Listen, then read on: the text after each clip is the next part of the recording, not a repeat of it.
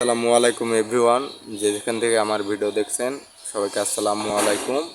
আমি হলো SRK হাবিব ওয়াহিদ।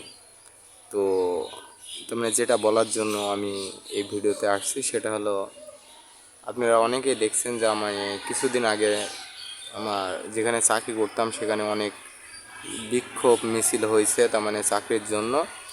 তো আসলে কি সেখানে মনে করেন আল্লাহ আমার রিজিক রাখে নাই, সেখান থেকে আমি চাকরি মনে করেন সে কোম্পানি স্থগিত হয়ে গেছে। পরে আমার মানে আর এক কোম্পানির থেকে অফার আসছিল, আমি সেখানে জয়েন করে ফেলেছি।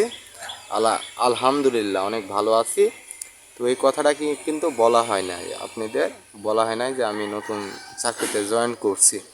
তো আমার শ্রদ্ধেয় বড় ভাই পিন্টু ভাই, তো উনি আমাকে এই বিষয়টা আমার ফ্যান ফলোয়ারদের জানানোর জন্য আমাকে বলছিল, অনেক আগেই বলছিল। কিন্তু ডিউটির চাপে মনে করেন আমার ভিডিওতে আর আসা হয় না, মানে এক একটা কন্টেন্ট আপনাদের দিই, কিন্তু মনে করেন আমি যে এখন কী করছি সেটা কিন্তু আপনারা কেউ জানেন না। এজন্য সেই বিষয়টা জানানোর জন্য এই ভিডিওতে আসা। তো আলহামদুলিল্লাহ আমি এখন অনেক ভালো আছি।